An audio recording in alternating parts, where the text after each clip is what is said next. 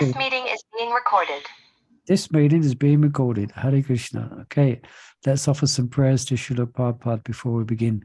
Nama Om Vishnu Bhadaya Krishna Bhastaya Bhutale Shrimati Bhakti Vedanta Samti Namane Namaste Saraswati Devi Gauravani Vachaline Nivasesha Sunyavadi Pashtatara Sadhanine Jai Sri Krishna Chaitanya Prabhu Nityananda Shri Advaita Gadadha Shiva Sari Gaura Bhaktavinda Hare Krishna, Krishna Krishna, Hare Hare, Hare Ram, Ram Ram, Hare Hare. Just one thing as well. If you see me looking close into the screen, that's because I've left my glasses in another place. So I've got my other glasses, which are not very good. So that's why I'm looking forward. Hare Krishna. Hare Krishna Prabhu, whether Hare it is Krishna. Pujari. Is it in Pujari, right? Yeah. Yes, I was looking for you and I left a message also for another. Okay. At least I know where they are. Yeah. Yeah, it is where the Prasadam area. Yeah, I got distracted by the Mahaprasad when I went in there. And I forgot my glasses. Hare Krishna. So let's dive into it. Let's get into the Bhagavad Gita as it is, and let's have someone who can read. Someone can put their hand up for reading, or you can just spontaneously start reading. Gaia, put her hand up. Okay, Gaia, Mother, you can read. So here we go. Hare Krishna. This is a very well-known verse, perhaps one of the most quoted verses by Srila Prabhupada. This verse, you hear it again and again in Prabhupada's lectures, and he quotes it throughout these purports as well. So, yes, carry on. Shall I read? You okay? You can see the screen, Mother Gaia? Yeah, I can see. Well, I'll start reading. Janma karma cha me divyam evam yo veti tatvata tyaktva deham punarjanma naiti ma meti sorjuna. Translation: one who knows the transcendental nature of my appearance and activities does not, upon leaving the body, take his birth again in this material world, but attains my eternal abode, O Arjuna. Purport: the Lord's descent from his transcendental abode is already explained in the 6th verse. One who can understand the truth of the appearance of the personality of Godhead is already liberated from material bondage, and therefore he returns to the. Prabhu, please turn the page. Oh, sorry. So I'm reading my one there. Okay, yeah. Carry on. He returns to the kingdom of God immediately after quitting this present material body. Such liberation of the living entity from material bondage is not at all easy. The impersonalists and the yogis attain liberation only after much trouble and many, many births. Even then, the liberation they achieve, merging into the impersonal Brahma Jyoti of the Lord, is only partial, and there is the risk of returning to this material world. But the devotee, simply by understanding the transcendental nature of the body and activities of the Lord, attains the abode of the Lord after ending this body, and does not run the risk of returning to this material world. In the Brahma Samhita 5.33, it is stated that the Lord has many, many forms and incarnations. Advaitam Achutam Anadim Anantarupam. Although there are many transcendental forms of the Lord, they are still one and the same Supreme Personality of Godhead. One has to understand this fact with conviction, although it is incomprehensible to mundane scholars and empiric philosophers. As stated in the Vedas, Purusha Bodhini Upanishad, Eko Devo Nitya Lila Nurakto Bhakta Vyapi Hridi Antar Atma. The one Supreme Personality of Godhead is eternally engaged in many, many transcendental forms in relationships with his unalloyed devotees. This Vedic version is confirmed in this verse of the Gita personally by the Lord. He who accepts this truth on the strength of the authority of the Vedas and of the Supreme Personality of Godhead, and who does not waste time in philosophical speculations, attains the highest perfectional stage of liberation. Simply by accepting this truth on faith, one can, without a doubt, attain liberation. The Vedic version, Tat Tvam Asi, is actually applied in this case. Anyone who understands Lord Krishna to be the Supreme, or who says unto the Lord, "You are the same Supreme Brahman," the personality of Godhead, is certainly liberated instantly, and consequently his entrance into the transcendental association of the Lord is guaranteed. In other words, such a faithful devotee of the Lord attains perfection, and this is confirmed by the following Vedic assertion. Tam eva viditvati mrityum eti nanya panta vidyate yanaya. One can attain the perfect stage of liberation from birth and death simply by knowing the Lord, the Supreme Personality of Godhead, and there is no other way to achieve this perfection. Shvetashvatara Upanishad 3.8.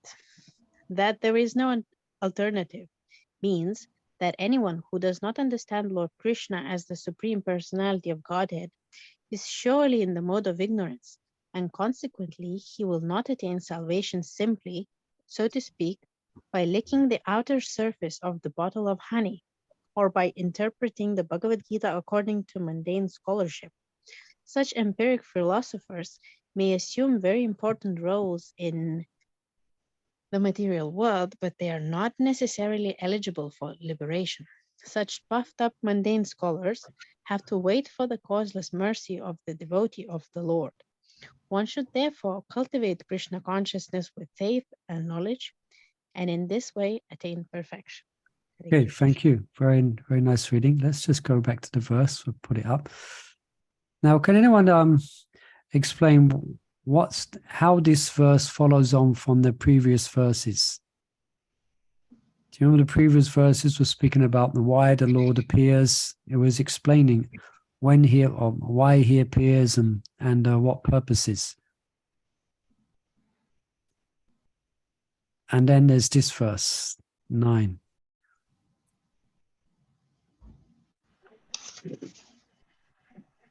I think Lord is giving more details, more and more further details on how the appearance happens, when it happens, how it happens, and what is the appearance actually.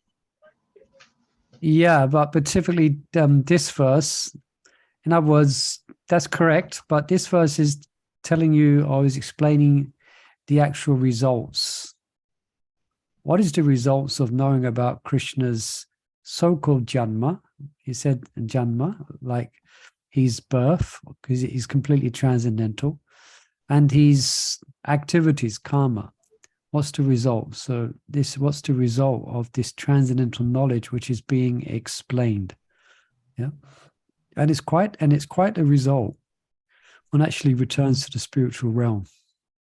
That's the result of understanding these subject matters in truth, which is what Krishna is explaining here. Okay, so that's the connection. It's nice to understand the connection between the previous verse and this verse. Anyone have any particular comments or questions here on this verse and purple? There's a few points in the purple. Otherwise, I can put you on the spot and I can ask you some questions. We're doing a bit of a study here of the Bhagavad Gita. I could ask... Can I ask something? Yes, please go ahead before I ask difficult questions. I can ask you, what is meant by Tat Tvam Asi?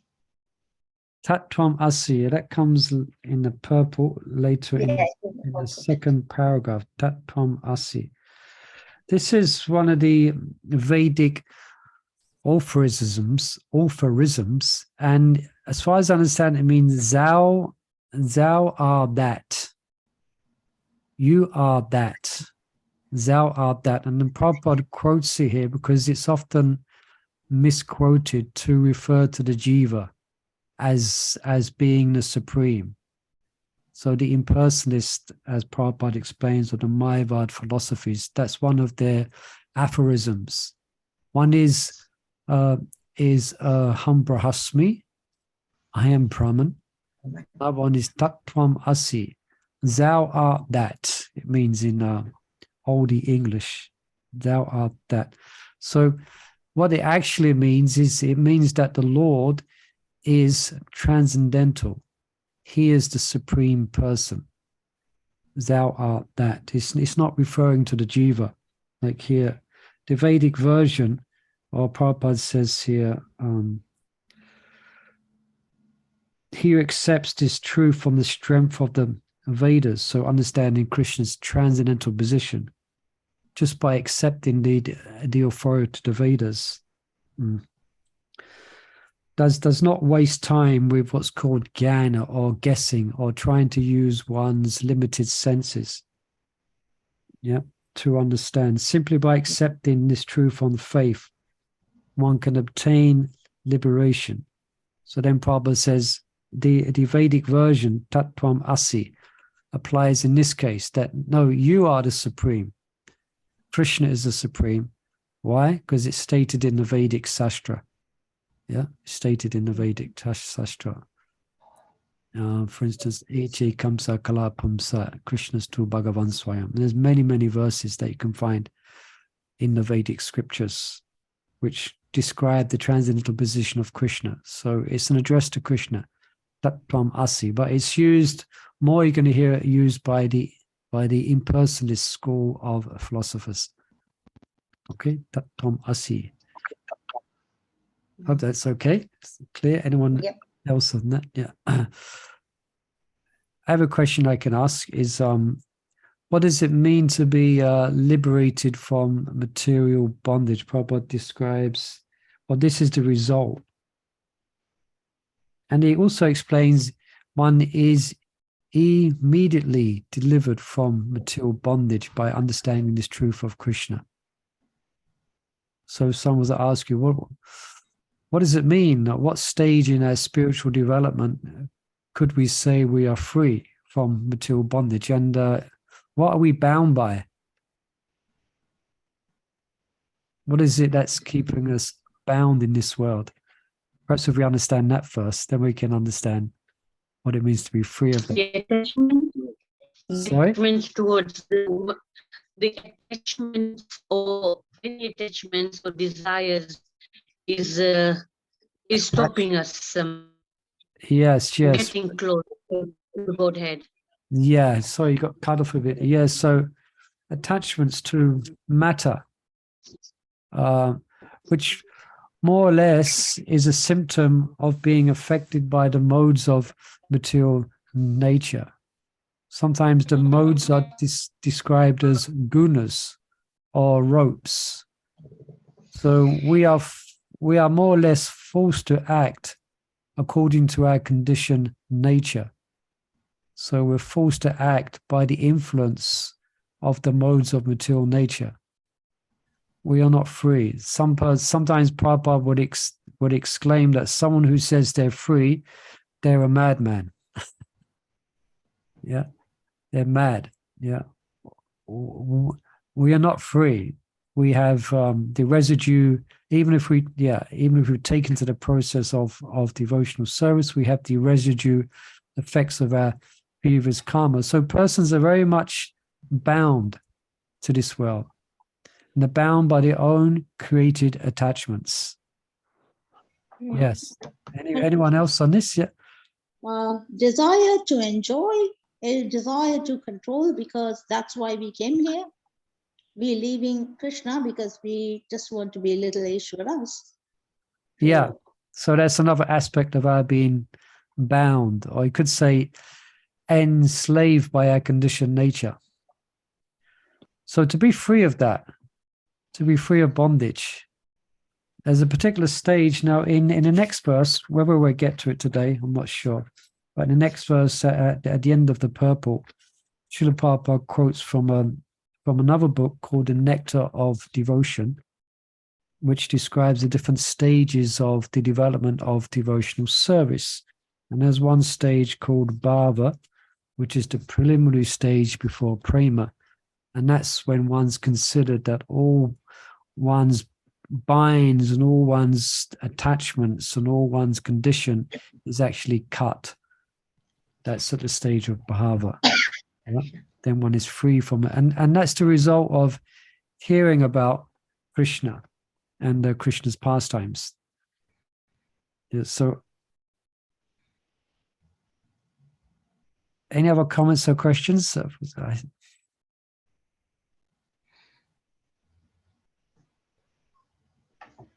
I have another question. I hope you don't mind. Another question is that doesn't this sound too simple? We can, most of us, it doesn't take long. One starts to associate with the devotees of Krishna. One starts to hear lectures. One reads Bhagavad Gita. And for most, if most will, it depends. Of course, it depends, but a lot of people readily accept, well, not all, but let's say those who do, they readily accept that Krishna's birth and activities is transcendental. So does that then give you a ticket to attain the spiritual realm? Doesn't it sound too easy? It says here, one who understands the transcendental nature, and we've just heard about it, of Krishna's appearance and activities, does not, upon leaving the body, take his birth again in the material world. Isn't there more to it than that? Yes, there is more to it. Yeah. Because when we read and we hear, it's only gone to the superficial level. Then we have to act on it. When something comes in life, a difficult problem, and then we would have realized, no, Krishna, his transcendental work, and we can totally depend on him in whatever he brings. Yeah, very good, Once very we good. act on it. Yeah. Now, there's a word that we use in study, and it's described that all the Vedic scriptures, which includes Bhagavad Gita, can be understood from three different perspectives. One is Abhidheya. No, the first one is Sambandha, excuse me. So Sambandha is just being in knowledge, for example, of Krishna, at least of Krishna, of our relationship to Krishna, of Krishna's relationship to us, our relationship to the material world, Krishna's relationship with the material world, and their interaction. So you get a philosophical grasp of what is our constitutional position. Now, that may be theoretical at that stage. In other words, you read, you study, and you hear. But as Mother Rajkishore is saying, the next stage after Sambandha is, anyone can say what the next stage is? Abhidheya. Abhidheya. Yeah. And what does Abhidheya mean? It's a process through which we can Yeah. progress in spiritual life. Yeah, that's it. As Mother Rajkishore said, it's the means that you put into, or you actually apply it within your life. Yeah. And the next verse describes, for example, it goes a bit more deeper. Vita raga vaya krodha, one who's free from fear, attachment, and anger. Yeah. Then they attain the spiritual world. Yeah. And then after Abhidheya is Prayojana. Prayojana. Yeah. Most devotees are familiar with these three terms. Yeah. So that's the actual result of understanding Krishna understanding Krishna in truth, that it should have a transcendental effect upon us, is that we become devoted to Krishna. Aham Pava, one who understands that verse from the 10th chapter. Aham Is it Aham Sarva Prabha? Bhavo Mata Pava Pavatadi Iti Matva Bhajanti Mam. Yeah, Buddha Bhava Samambitaha. Yeah, thank you, Mother Chandravali.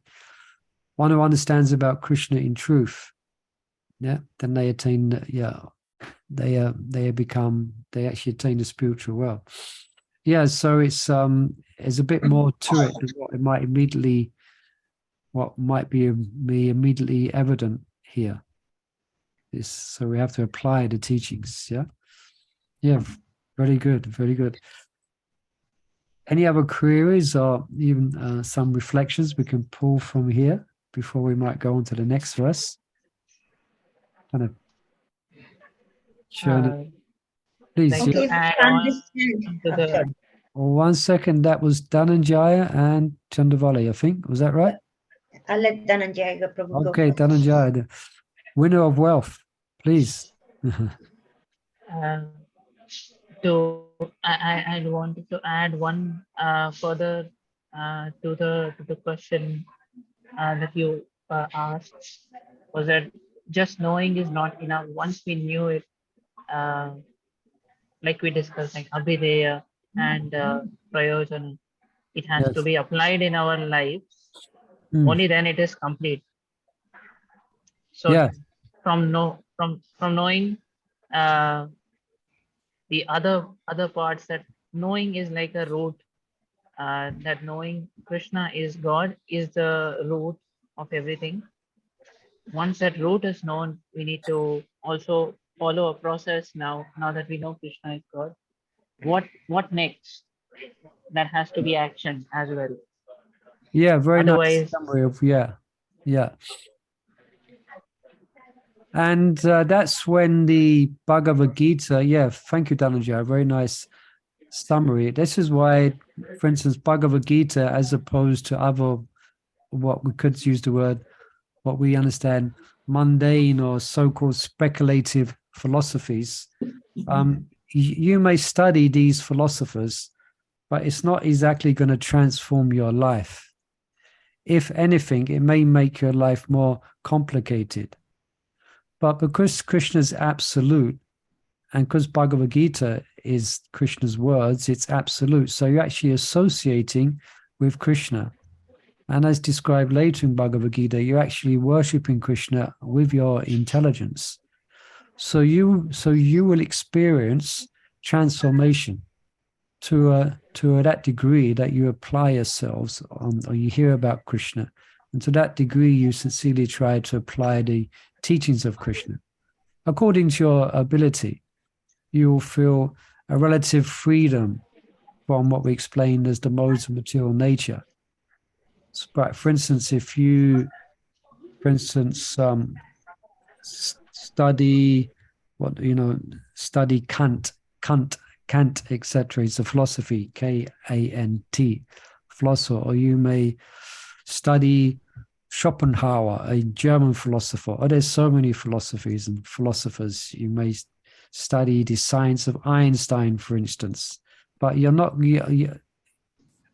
will not readily perceive there won't be a transformational effect.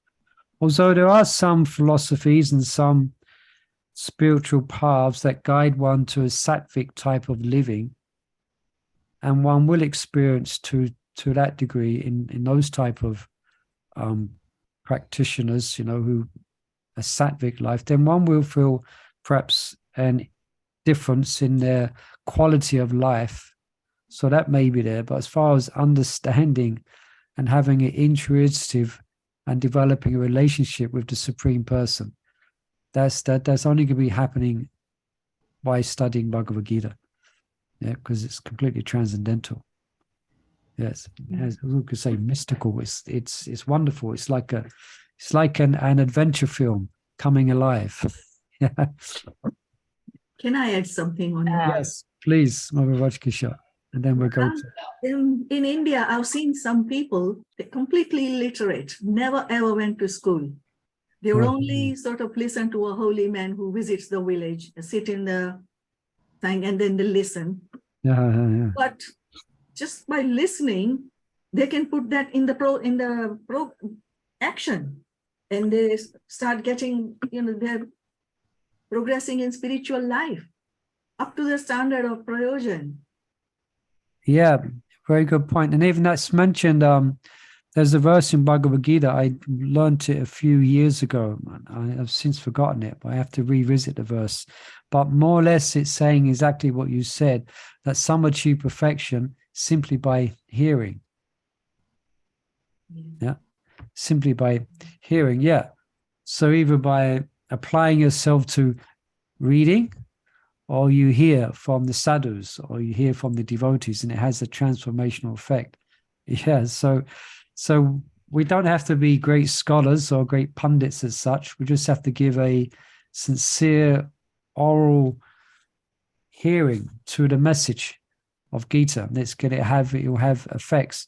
It's described also nicely in one verse of the Srimad Bhagavatam, just like the autumnal rains have effect on the muddy puddles. It kind of, when there's a muddy puddle and then it rains extensively, then it dissipates the mud. There's a nice verse that describes like that, hearing about Krishna and his pastimes. Yeah, so some of us might have trouble reading. Does anyone have trouble reading? And following us, perhaps try and read, or we don't have. Prabhuji, I think I found the verse that you were referring. Yeah, please. Anye tveva majananta shrutva nebhya upasate te pichasitarantyeva mrutyum shruti paraya. That very much sounds like which chapter and which verse? Write it down. 13:26. Yeah, you could read the translation. Let's see if it is that one. Again, there are those who, although that's not the one. conversant in spiritual knowledge, begin to worship the Supreme Person upon hearing about him from others. Yeah, very Because good. of their Yeah. Because of their tendency to hear from authorities, they also transcend the path of birth and death. Yeah, thank you. That is the exact verse. So I've got it again. I found it again. Thank you so much. 13:26. Okay, Mother Chandravali, you had a question or a comment there? No, I'm okay now because we discussed quite a bit. Okay, all right. That was it. I was just thinking after what I really was thinking was how can one be liberated instantly then? Because it's like what we were discussing, it's like a long process to get to know the activities of Krishna and pastimes and to be absorbed in there. And then you've heard of, right, you can be liberated instantly. Yes. How does that work? Yeah. And I was reading an interesting, Prabhupada says that in this one could be instant. Like and then again, sorry, going forward to the next verse, but I was just looking at it just before we started. And at the end of the purport to the next verse, after describing the different stages of bhakti, Prabhupada says, so by the slow process of devotional service, guidance of a bona fide spiritual master, one can attain the highest stage. Well, perhaps shall we offer that question now? What does it mean to be instant? I mean, have we experienced this instant liberation? Or do we still feel perhaps we got some skeletons in the cupboard? I was just thinking, just like how Srila Prabhupada says, chant and be happy. Yeah. He just said chant and be happy, but that is not, that is a big... Always, yes. There is so much in between. Yeah. Yeah. I think we can perhaps all concur that our experience might not be immediate liberation. Yeah.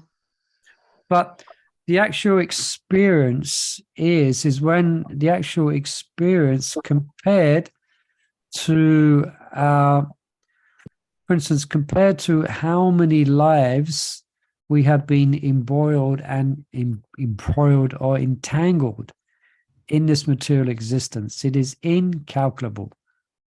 8,400,000 species of life and in countless creations, it's described, since time immemorial. Then, relatively speaking, by taking to Krishna consciousness with all earnest, then it may be taken in that light as being liberated immediately compared to our billions of lives that we spent here just by taking to the process. And there's also there's an imperceptible liberation by taking to Krishna consciousness, which sometimes we lose sight of.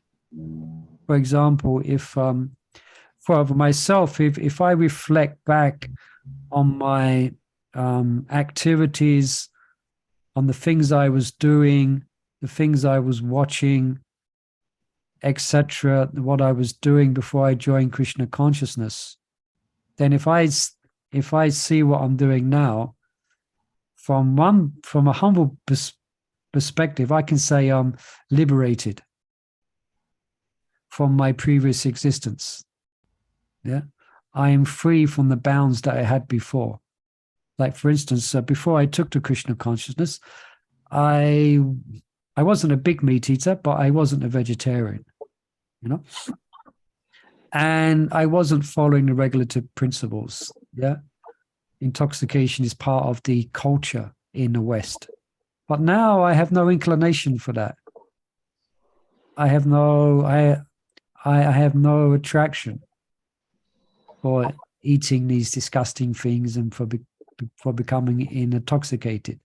So from that perspective, one can say, yes, I've been liberated, but I've still got a long way to go before there's the liberation from the other perspective of being conscious of our actual relationship with Krishna. And I think all of you can reflect as well, those who are with us today. Perhaps you practice into one degree or another, but we should be able to reflect back at some stage and think, yes, I was very much addicted to this. I was very much addicted to that. I would become very angry. I was very miserable. Now I'm a bit more jolly and a bit more happier. So in that sense, it's, some of us will say it's imperceptible to us, is that we perhaps don't readily always aware of that. But it's good to reflect back on the past, and we can concur, yes, something's happened. Something's happened. You know, now I'm sitting down reading Bhagavad Gita with the devotees of Krishna. So something's happened. I was thinking, Prabhu, Yes. what I felt earlier. Okay, God, He's great, He's there, even whether God or Krishna, whatever. But at least you can see, oh, okay, this is not me, it's happening. At least somewhat we can understand we are not the doer. Yeah, so you're given that as an example of being somewhat liberated. Yeah. Earlier, everything I have done it. Whatever Yeah, it is that's a done, good- I have done it before. Yeah. I did this, I did that, everything I did. Yeah, so that's how liberated souls think. They give all credit to the Lord for their achievements, to what they do. So yeah, so reflecting there, Mother Nitai Mata is expressing that she readily perceives, or is easy to understand, that anything that's achieved is only by Krishna's grace. So I think I think in that sense we can say we're gathered here, liberated souls. Oh, no, Prabhu, it's But long. we've got along, but we still have, there's different levels and different degrees of liberation. All right. Anybody else on this subject? Anybody else? Welcome, Madhu Mangal Prabhu. Hare Krishna. Good to see you here. Hare Krishna, sorry for the delay. No problem. Yeah, on this subject, I can suggest that, all of us just sit down for an hour, reflect what I was doing 25 years ago. An hour? Wow. I am not doing now, because thinking of what we were doing 25, it will take time to remember and put it on the paper. Yeah. But if we make a list of things, if this is what I was doing then, and this is what I'm doing now, Yeah, and be able to understand better, then find out who helped me give up gossiping, who helped me give up chant more or something like that, Who helped me give up Coronation Street and EastEnders? Oh, yes. Yeah. Yeah, that's very nice. You could do that. And actually, we might do that if we're feeling a little bit uninspired, we're feeling a little bit lacking in enthusiasm, we may just write down. And then we become grateful that this person helped me do this, or this person, helped me progress in such a way that there was nothing in between us, but they still helped. Yeah. Thank you. So, Mother Chandravali, I think you How's that for an answer for that from devotees? Yeah, really good, Yeah. really good. That's exactly what I was thinking. That you look back and you think, well, I mean, it really is a good progress when you think, even within few years, you can see the difference in yourself, you know. Yeah. In your thinking as well. Yeah. In your thinking. And why is that? It's simply because we're hearing about Krishna. Krishna. That's right. That's We're hearing about Krishna from the devotees of the Lord, and we're chanting Krishna's holy name. So it's having its effect. Now, as Prabhupada says in the next purport, as I explained, by the slow process of devotional service. So sometimes it's the reason why it's a slow process from another perspective is that we cannot control Krishna. It's Krishna's grace and mercy. Yeah. So, and also so the process is generally a step-by-step process. We get to one level, then we get to the next level, then we get to the next level, then we get to the next level. Yeah, that's generally the experience. But in comparison to the amount of lifetimes we've been in the material world, we look at it from that objective objective perspective, the result is relatively immediate in one life. Can I jump something to say something? I didn't catch up what you were talking about. Yeah, Chandravali asked the question, what does it mean to be liberated instantly? So we're speaking about that. Yeah, I was thinking, if you ask a normal person on the street if he does feel a difference in himself, he will say that he feels the same like when he was a child. He doesn't feel any difference. But then if you ask a devotee if he feels any difference, definitely he will feel that he did evolve a lot. Yeah, it does. So sometimes this type of discussion helps, because has anyone had the experience in spiritual life where you conclude that you feel you've made no progress? Yeah, I can see a couple of them nodding their head.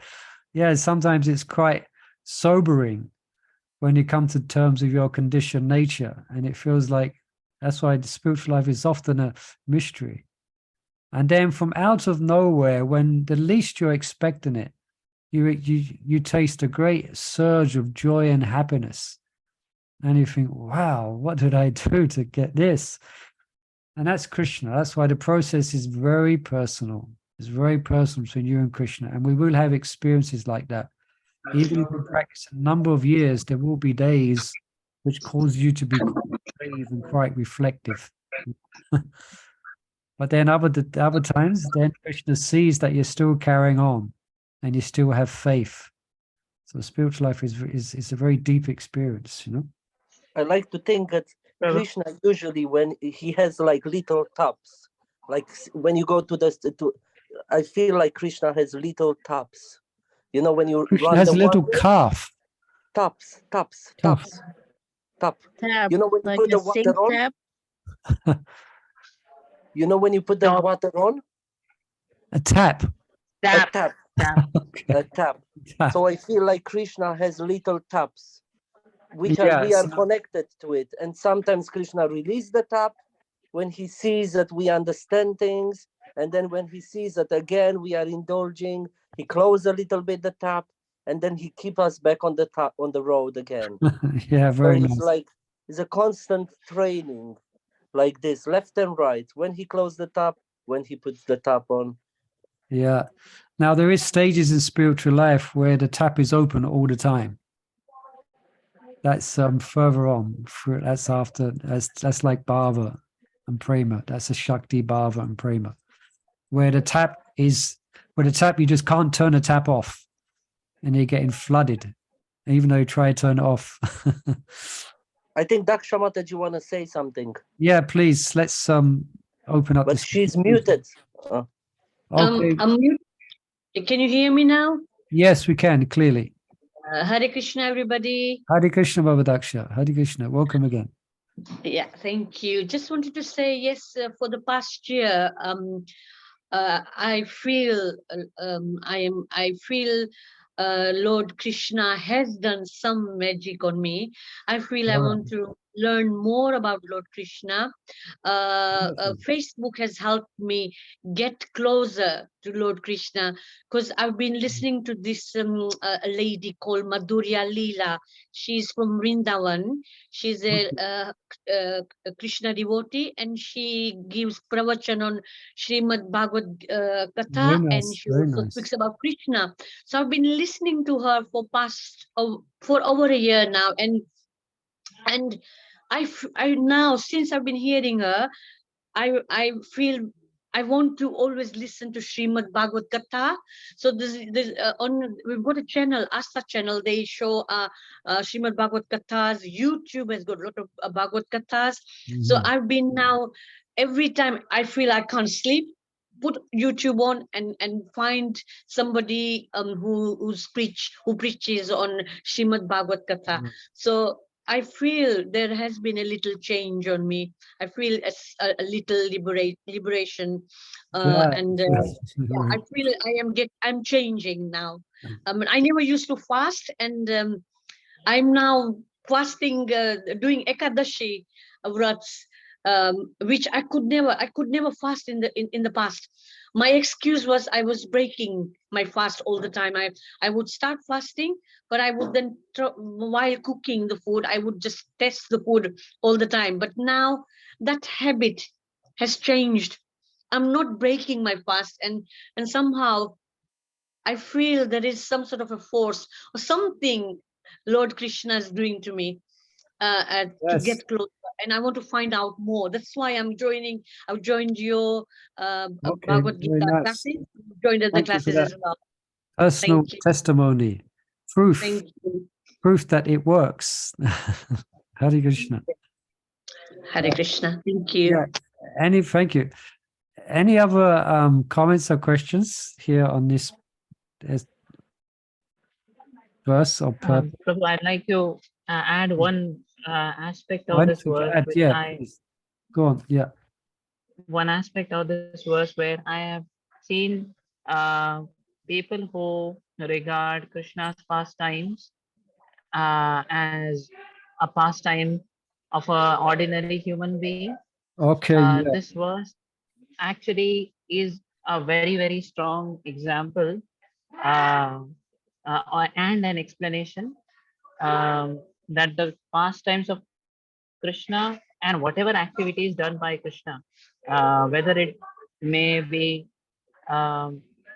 perceived as good, bad, for example,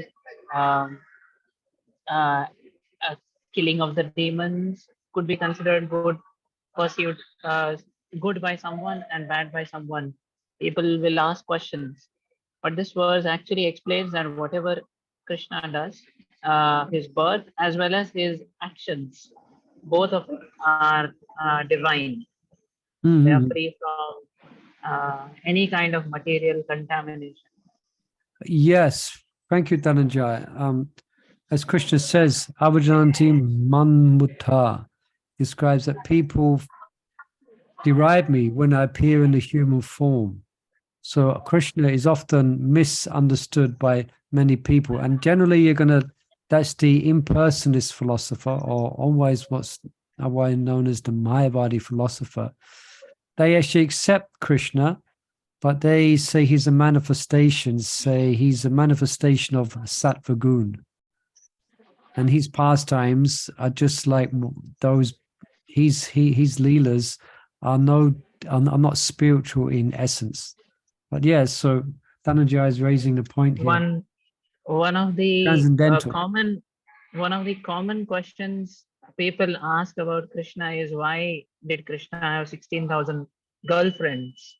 Not even wives, like girlfriends. Why did he have girlfriends? Yeah, well, so that's what the explanation is, that all the activities done by Krishna are divine, and there was no single amount of lust in any of his activities. Yeah. That you can read in the 10th canto, isn't it? Where actually the 16,108 wives of Krishna, they would all be trying to attract his attention. Yeah, but he's completely transcendental to any mundane sensual attraction. Although externally he's often misunderstood, but no, he is reciprocating with the devotion. Like Sheda, it's in it. For one point, you could start with that. Okay, so why does Krishna have 16,108 wives? Okay, but first let's just try and understand what is that person who has 16,108 wives, and each of the wives has their own palace. Each of the wives has 10 sons and 1 daughter. Wait a minute. Before we describe what does it mean about such a person? It must mean he's somewhat not ordinary, isn't it? Okay, you're questioning why. I'm just telling you to stop. But before you question, just think about what you're saying. Someone has 16,108 wives, and he expands himself 16,108 times. So, excuse me, sir, but do you understand what you're saying? And they say actually they can say that, and I forget the number, but there's one book I read. It's Ujjvala Nilamani. It's a follow-up from a book called The Nectar of Devotion. Okay, you can say Krishna has 16,108 wives, but do you know how many girlfriends he has? He has 10 billion girlfriends. And he is known as a brahmachari. That takes some whole explaining. Yeah, so that is extraordinary in of itself. You have to accept the divinity of Krishna. Yeah, so we must conclude he must be God. If he's got 16,000 wives, then only God can have 16,108 wives. Surely, sir. Yeah. Anyway, thank you, Dhananjay, for that. Any other questions or comments here? I have another question, if you don't mind.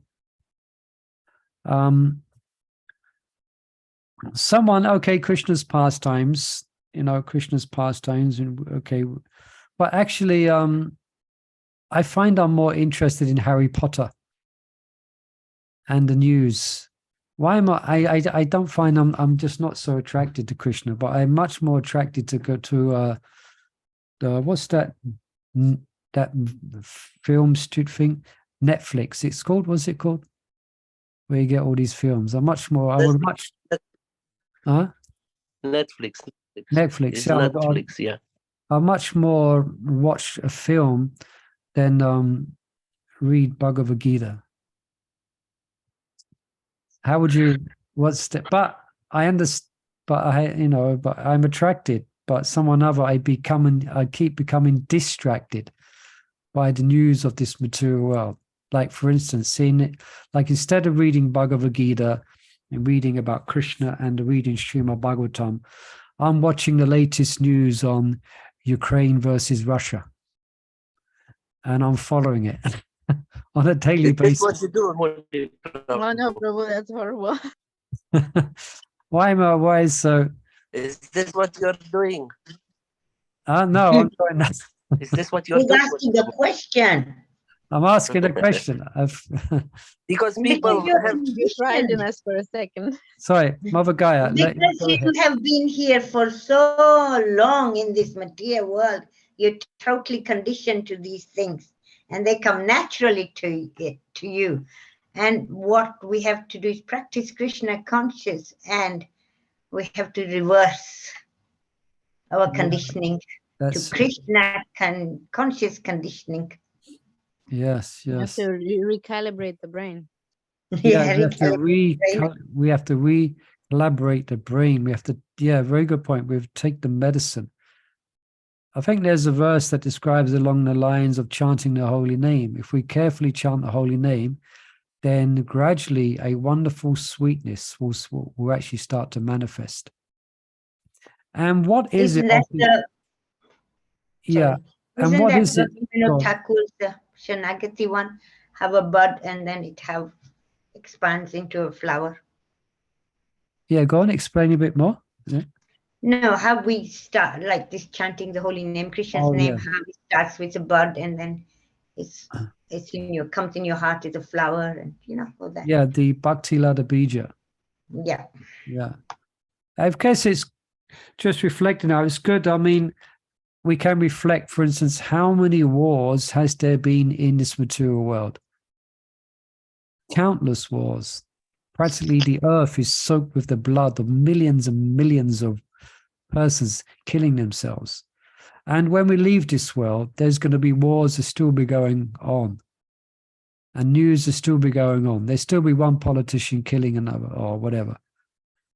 The news, this is like mundane world, but yeah, so I think you've answered the question very nicely, that we should gradually take the medicine. Can I say something? Can I ask? Yes, you can say something. Yes. Sometimes people think you're going that through the devotees are a little entered. Can you hear me now? Yeah, devotees are a little what? Sometimes people think that devotees are selfish or self-centered. Really? Because what I want to continue, what I wanted to say, it is because they understand the reality and they think that whatever it's like when you need to serve, you should run to get the mercy. And sometimes people think that you should not do that. If I explain it right. Yeah, I can't quite get. Does anyone else can help with the point that Monamonga's trying? What I mean, it is like devotees always, they try to serve Krishna and they try to dance and enjoy, in a way, enjoy. It's not really enjoying. And other people cannot understand that. Yeah. So they think, I guess you're explaining they look at devotees' activities from a material perspective. From perspective, but they try to get out from here and go back to Godhead. And they detach themselves from, let's say, from family, from objects which are not serving them anymore. And people will think that they're selfish. Because it's okay. It makes sense? Yeah. So that's what you've experienced, huh? So your family members may think, oh, you're not coming to the wedding, you're not coming to this, you're not taking part in that, and you don't do this and you don't do that, you're just thinking of yourself. Yes. What about your... More or less. Not family, but in general. Yeah. Yes. Not family, but in general, people. Oh, come on, why you don't come out with us? Why you don't drink a beer? Why you don't do this? Why you don't come to this place? Why you don't try to mingle with people? It's okay, they're human beings too, but then you understand that actually association is very important. Yeah, perhaps ask devotees, anyone has had that experience and how do you deal with it? Like you've taken up Krishna consciousness and you're not so inclined to accept the invitations from perhaps who were or maybe friends anymore.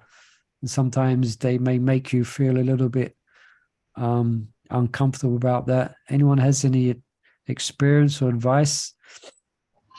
Yeah, we've all gone through that. Run away. We've all gone through that in the beginning. Okay, Exactly. we've done that from the beginning. That's a good point. So what Chandravali thinks you mean there is that, yeah, I mean, I experienced that when I first took up Krishna consciousness, then I would do everything I could to avoid going out with my friends. Any excuse I could come up to, actually, so I would rather stay back than go out with my friends to the whatever, to do this and do that. And at first it was a bit awkward, but then gradually my circle of friends started to change. I just moved from one type of association gradually. And then before I knew it, I was associating with devotees.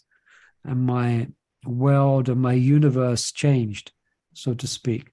But in the beginning, it was a little bit, as Chandravali's saying, it may a little, sometimes maybe awkward. And we shouldn't, especially with family members, we have to be a little bit more sensitive about that. We shouldn't come across as being holier than thou, so to speak.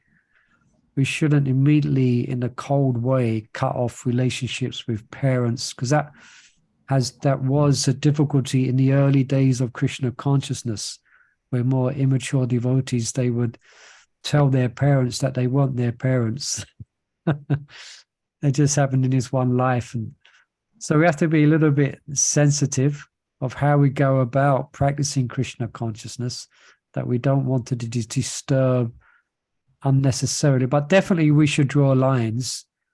Like, for instance, if we've taken up Krishna consciousness in a serious way, and we sit down to take what's our choice is a vegetarian meal with our family members, and then the bottle of wine gets opened, your glass gets put in front of you, you should stand up for your virtues and stand up for your choice, and let them know, no, sorry, I will have orange juice.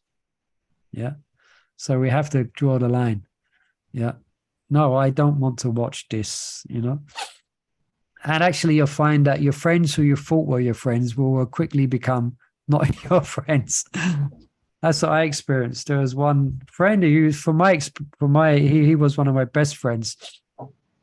And when I started to explain about Krishna consciousness, especially when I started to explain about regulative principles, he became very distant.